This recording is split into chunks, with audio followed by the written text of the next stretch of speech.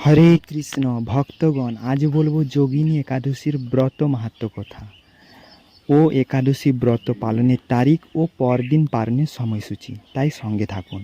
আর আপনি যদি আমার এই চ্যানেলে নতুন হয়ে থাকেন তাহলে অবশ্যই চ্যানেলটিকে সাবস্ক্রাইব করে পাশের বেল আইকনটিকে অবশ্যই প্রেস করে দিন। আর যদি ফেসবুক থেকে দেখে থাকেন তাহলে অবশ্যই ফলো করতে ভুলবেন না।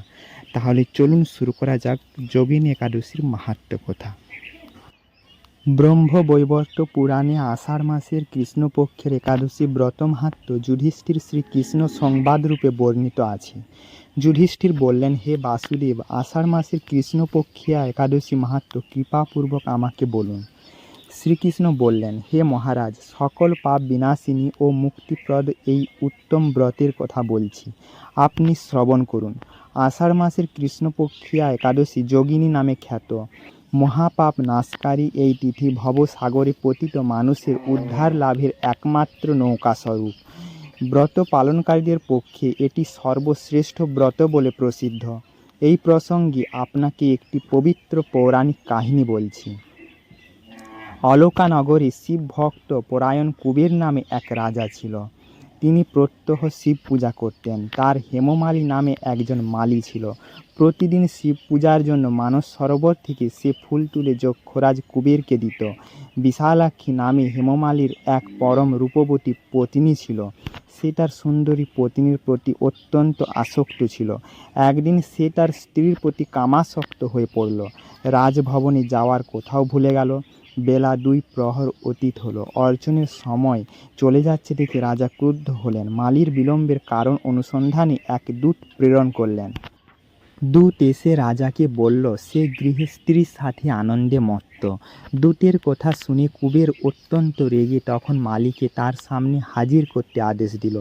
এদিকে মালিক কুবেরের পূজার সময় অতিবাহিত হয়েছে বুঝতে পেরে অত্যন্ত ভয় পেল। তাই স্নান না করেই সে রাজার কাছে উপস্থিত হলো। তাকে দেখা মাত্র রাজা ক্রোধবশে চোখ রাঙিয়ে বললেন, রে পাপিষ্ঠ দুরাচার, তুই দেব পূজার পুষ্প আনতে অবজ্ঞা করেছিস, তাই আমি তোকে অভিশাপ দিচ্ছি, তুই শ্বেতকুষ্ঠগ্রস্ত হয়ে যা এবং তোর প্রিয়তমা ভার্যার সাথে তোর চির বিয়োগ সংগঠিত হোক। রে নীচ, তুই এখনই এই স্থান থেকে ভ্রষ্ট হয়ে অধোগতি লাভ কর। কুবেরের এই অভিশাপে হেমমালী পত্নীর সাথে স্বর্গভ্রষ্ট হয়ে দীর্ঘকাল যাবৎ কুষ্ঠ রোগ ভোগ করতে লাগল।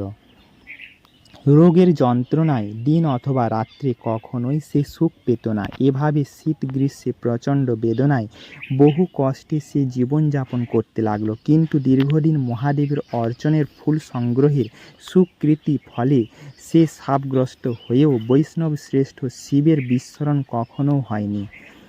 একদিন হেমমালী ভ্রমণ করতে করতে হিমালয়ে শ্রী মার্কণ্ডেয় ঋষির আশ্রমে উপস্থিত হলো। কুষ্ঠরোগে পীড়িত সব পত্নী হেমমালীকে দর্শন করে শ্রী মার্কণ্ডেয় তাকে জিজ্ঞাসা করলেন, তুমি কার অভিশাপে এইরকম নিন্দনীয় কুষ্ঠ রোগগ্রস্ত হয়েছ? সে উত্তর দিল, হে মুনিবর, রাজা ধনকুবেরের আমি ভৃত্য ছিলাম। আমার নাম হেমমালী। আমি প্রত্যহ মানস সরোবর থেকে ফুল তুলে শিব পূজার জন্য রাজাকে দিতাম। কিন্তু দুর্ভাগ্যক্রমে একদিন স্ত্রীর মনোরঞ্জন হেতু কামাসক্ত হওয়ায় সেই ফুল দিতে বিলম্ব হয়। রাজার অভিশাপে এই রকম দুর্দশাগ্রস্ত হয়েছি। পরোপকারী সাধুগণের স্বাভাবিক কর্ম। হে ঋষিশ্রেষ্ঠ, আমি অত্যন্ত অপরাধী, কৃপা করে আমার প্রতি প্রসন্ন হন। তখন দয়ার্দ্র চিত্ত মার্কণ্ডেয় মুনি বললেন, হে মালী, তোমার মঙ্গলের জন্য শুভ ফল প্রদানকারী এক ব্রতের উপদেশ করছি। তুমি আষাঢ় মাসের কৃষ্ণপক্ষে যোগিনী নামক একাদশী ব্রত পালন করো। এই ব্রতের পুণ্য প্রভাবে তুমি অবশ্যই কুষ্ঠ ব্যাধি থেকে মুক্ত হবে। শ্রীকৃষ্ণ বললেন।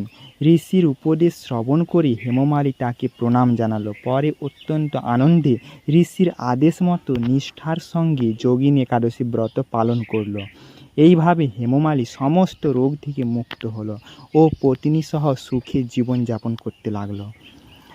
হে মহারাজ যুধিষ্ঠির, আমি আপনার কাছে এই ব্রত উপবাসের মহিমা কীর্তন করলাম। এই ব্রত পালনে 88,000 ব্রাহ্মণকে ভোজন করানোর ফল লাভ হয়। যে ব্যক্তি এই মহাপাপ বিনাশকারী ও পুণ্যফল প্রদায়ী যোগিনী একাদশীর কথা পাঠ এবং শ্রবণ করে সে অচিরেই সর্বপাপ থেকে মুক্ত হবে। ইতি যোগিনী একাদশীর ব্রত মাহাত্ম্য কথা সমাপ্ত। পশ্চিমবঙ্গে এই একাদশী ব্রত পালন করতে হবে 2 জুলাই ও পরদিন পালনের সময় ভোর 4:57 থেকে সকাল 7:12 মধ্যে। বাংলাদেশে এই ব্রত পালন করতে হবে 2 জুলাই ও পরদিন পালনের সময় ভোর 5:21 থেকে সকাল 7:42 মধ্যে। ভিডিওটিকে শেষ পর্যন্ত দেখার জন্য অনেক অনেক ধন্যবাদ। আপনারা ভালো থাকুন, সুস্থ থাকুন। হরে কৃষ্ণ, রাধা রাধা।